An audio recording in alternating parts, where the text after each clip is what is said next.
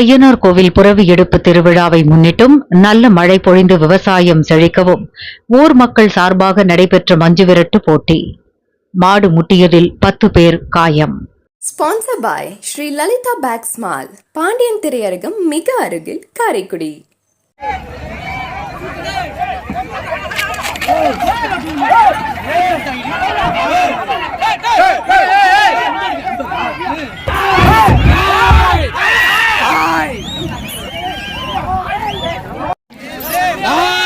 சிவகங்கை மாவட்டம் சிங்கம்புணரி அருகே கோபாலச்சேரி கிராமத்தில் கலியுக மெய் ஐயனார் புரவி எடுப்பு திருவிழாவை முன்னிட்டு மாபெரும் மஞ்சுவிரட்டு போட்டி நடைபெற்றது.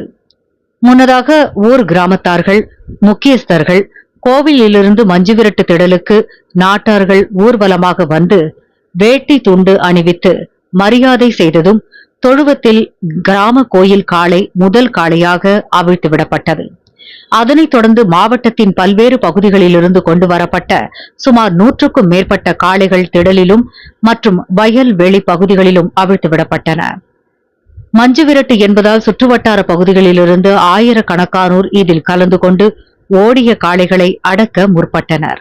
இதில் பார்வையாளர்களில் மாடு முட்டியதில் 10க்கும் மேற்பட்டோருக்கு லேசான காயங்கள் ஏற்பட்டது.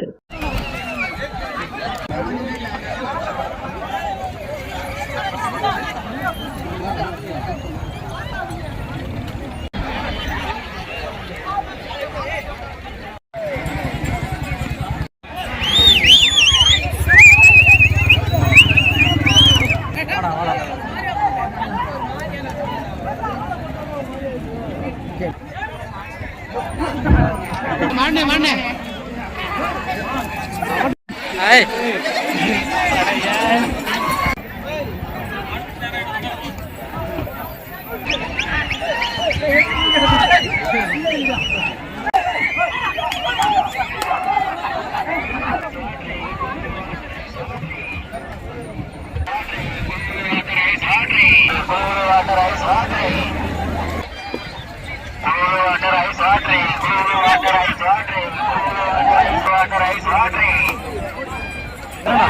இறங்கடா இறங்கடா.